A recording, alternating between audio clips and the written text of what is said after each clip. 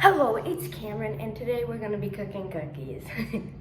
To start off, we are going to be putting some softened butter, which to soften your butter, you're going to have to put it into the microwave for 30 seconds. This depends on your microwave, because some microwaves are way better and way more high temperature than others. Mine works for 30 seconds. I'm not sure. You have to test out what yours does.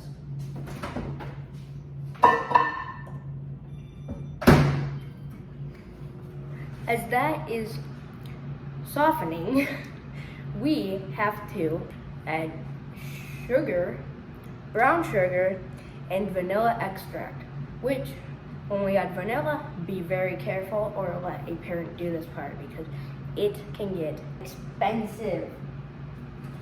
For this little bottle, it's like 40 bucks, I think. Fact check me. So our butter is ready and softened. So we are gonna put this into the mixer. Obviously, make sure to take off the plastic peel when you're doing this. Okay, so now we're gonna need to add sugar. You need to add 3/4 cup of brown sugar and granulated sugar, or white and brown. They just go with that. So our white sugar is right here in this container. I'm gonna take a half cup and get it into the half cup. I'm doing this over a sink to make sure that it doesn't overflow to somewhere where we don't want it to. Now put this into the mixer.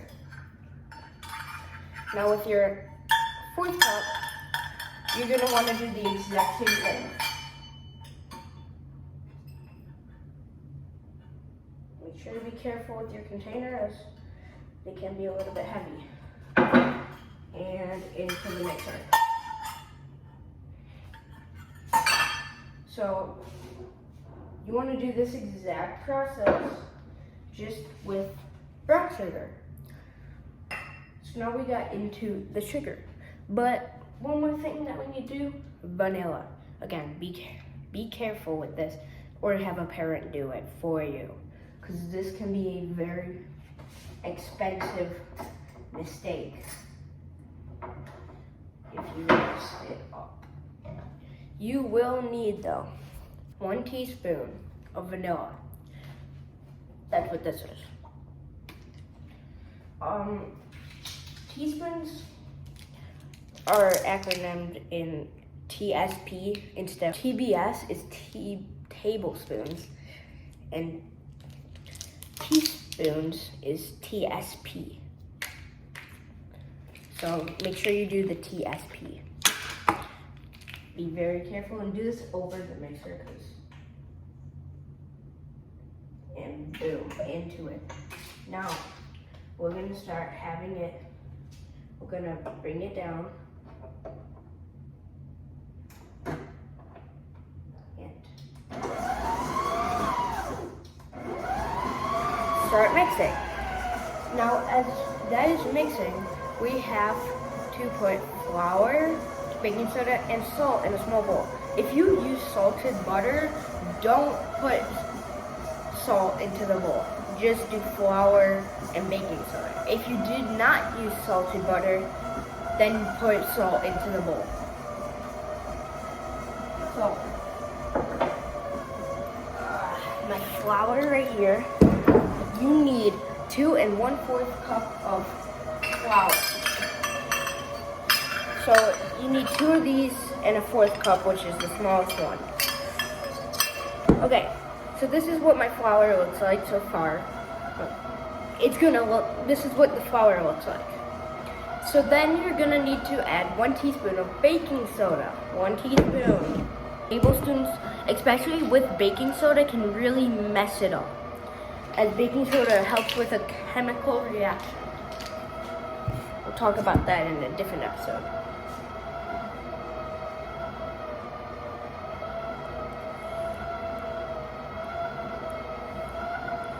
So this is kind of hard, but pretty much you're gonna put that in there. Baking soda is more of like a fine dust. It shouldn't be like salt, which is rocky and hard. It's just the dust, it's very fine. You also need a teaspoon of this. This is a half teaspoon. Wait, what? We have 2 half teaspoons, so that's weird. So just pour that into the teaspoon and in. So now, as you can tell, I don't have a spoon, which you can definitely just use a spoon in this case.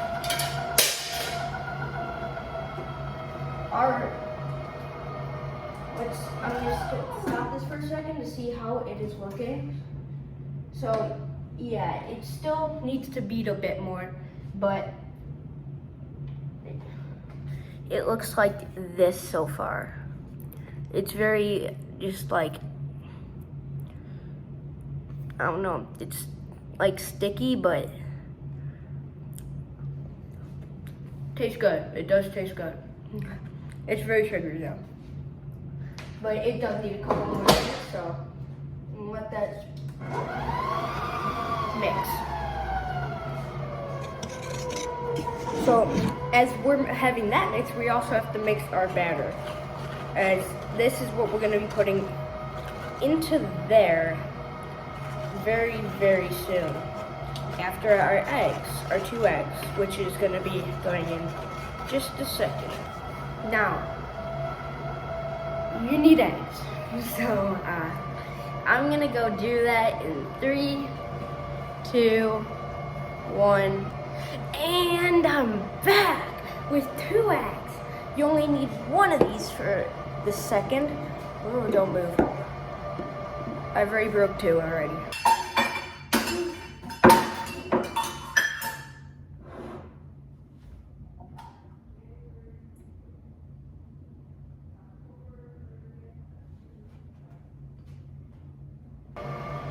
They're expensive right now, pretty much, because, yeah. So, we're gonna stop this, open up the lid, and make sure it's stopped, because you don't need to open up like a lid for it, but I want to have the lid open and have it stopped to make sure that I get a good crack on it and it doesn't get any eggshells in there. Make sure to check if any eggshells have made it in. I see that there's none in there, so we're gonna throw away this egg. And yes, wash your hands as this mixes. So now we will shut it and have it start. Now, go to Cameron and talk about fractions. 3, 2, 1. Oh, and you made it to fractions with Cameron. So, we're going to be talking about fractions.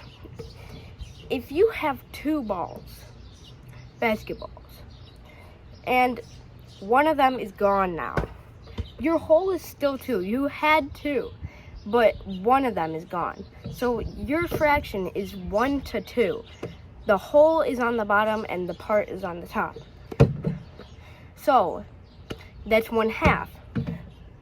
If you think back, you can have half of 1 cup. Because 1/2 of a cup is just, if you have 2 of these, it's equal to 1 of these. So it just saves you time. If you have 4 flowers, now your whole is 4, because in total you have 4. But you know, one of them just went flying away. So now you have 3/4. It can go the same way with, if you have 4 total, and just 3 of them randomly go flying away, you have 1/4. Do we remember what we saw 1/4 today? 1/4 cup, which is 4 of these equals one of these. If you think now, if you think back today,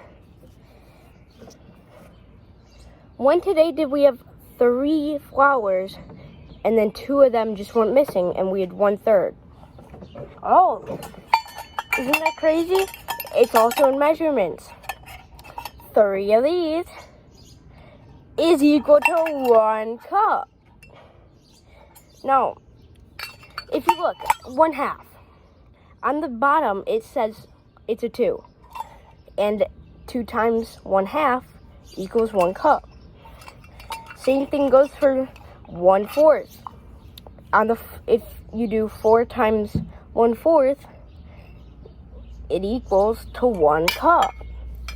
So the bottom shows how many you need to get it to be 1 cup. Okay, and now to money and fractions. So if we have 5 pennies, 5 pennies right here, 5 pennies are equivalent to just 1 nickel, which is why we have nickels, because think about it, 5 pennies is a lot less efficient than just 1 nickel. 2 nickels, though, are equal to 1 dime.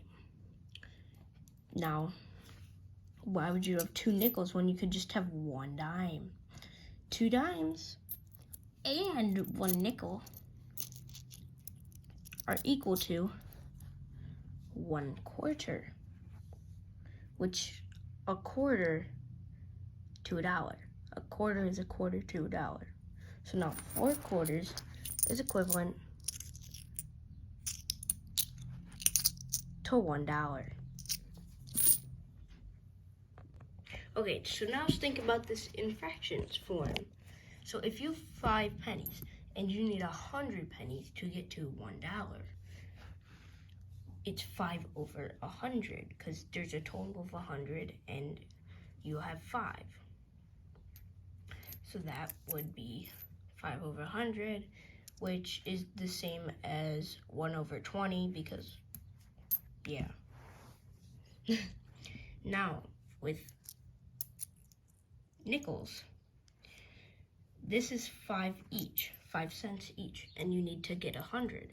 So right now we have 10 over 100, which is equal to 1/10. It's like you can do 100 divided by 10 and get 10. Yeah. Then 2 dimes. I have 2 dimes, right? Each of them are worth 10 cents. So that's 20 over 100, which is equal to 2 over 10, which is also equal to 1/5. And then you have 4 quarters. Not 4 corners, 4 quarters. Yeah, I'm sorry, I need to make that joke.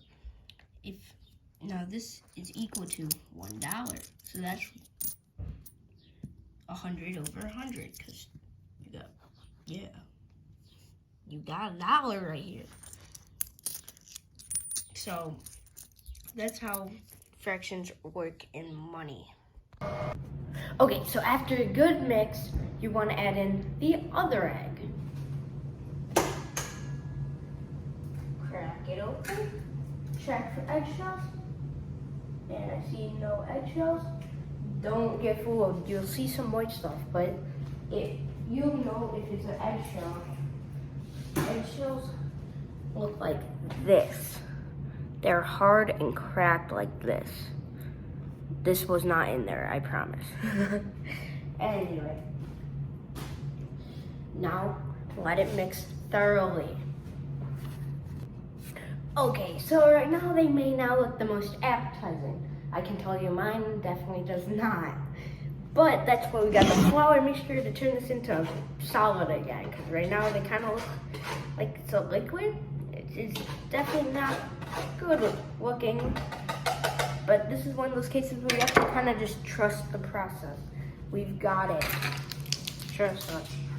Okay, so put in just about probably half the mixture, a little bit less maybe, depending how patient you are. And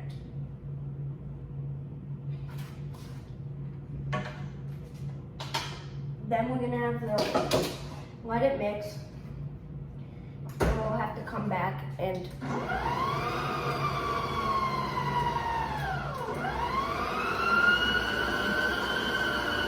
add more.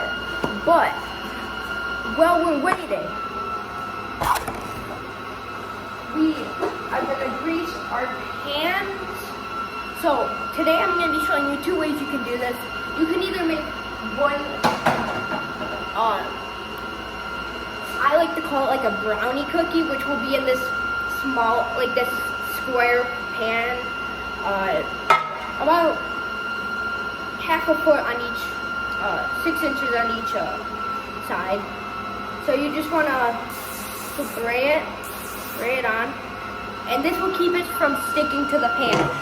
Now do the exact same thing for the other pan. Now you're good. That is now ready.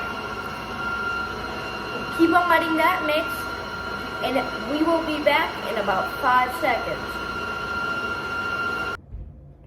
It already looks so much better. I mean, look at this. It's more of a holding liquid. It's still kind of a liquid, but it's still way better. Don't eat it yet. I'm putting the rest of this in it because it's kind of hard to do this, but so I'm gonna use my hand to just kind of scoop it on into there. Make sure your hands are washed when doing, if you do this the same way I'm doing it, because dirty hands are not good. That's pretty much everything. Put it down and let it spin. Make sure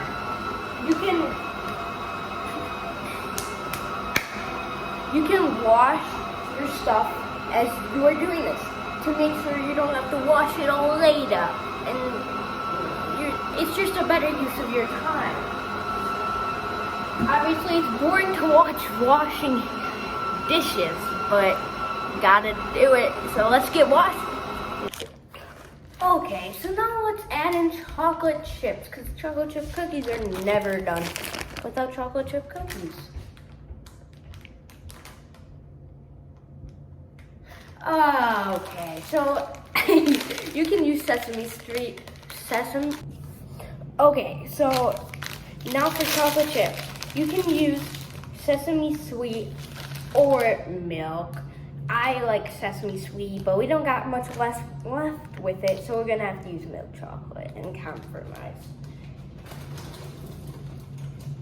Me personally, I like to put in a lot of chocolate chips, but some people may not like it. It's really up to preferences.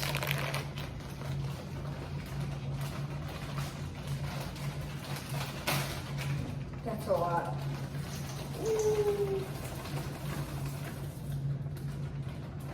Okay, I think that should be enough chocolate chips, but I can always add in more. Don't put too much at first, because then you can't pick them out. That wouldn't work well.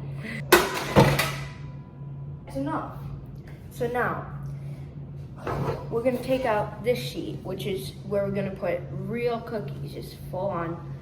Also, I forgot to do this, but preheat your oven, quick bake, and then click 375. Like I was saying, you're gonna use a 1 tablespoon thing.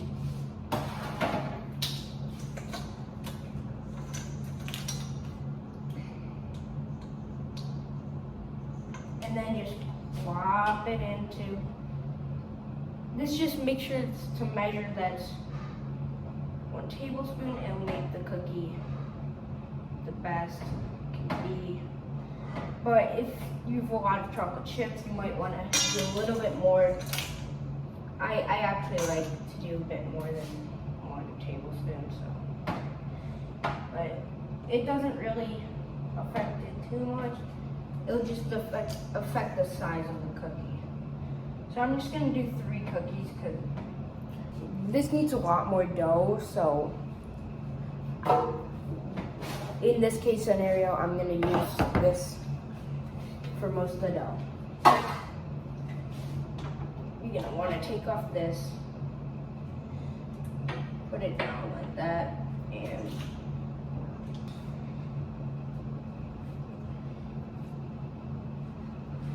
so make sure each corner has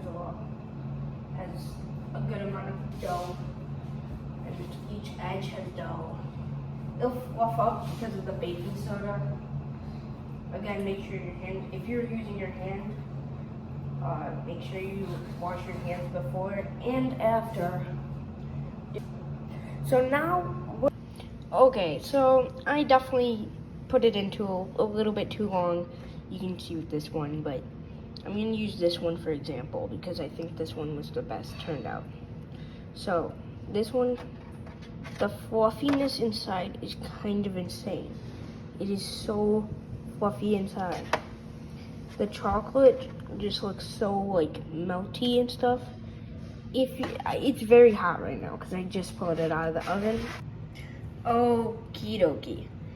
Look at how golden and perfect this crust is. I mean, it's very like soft. Like, you can push down on it, but it stays as a crust. It's very nice. One is also, it'll harden if you like it hardened. It'll harden over time as it gets cooled down. And the chocolate's like melted, which is awesome. You don't get that too much. And it's just so soft. It's perfect. Thank you guys for watching. And enjoy the rest of your day. Bye.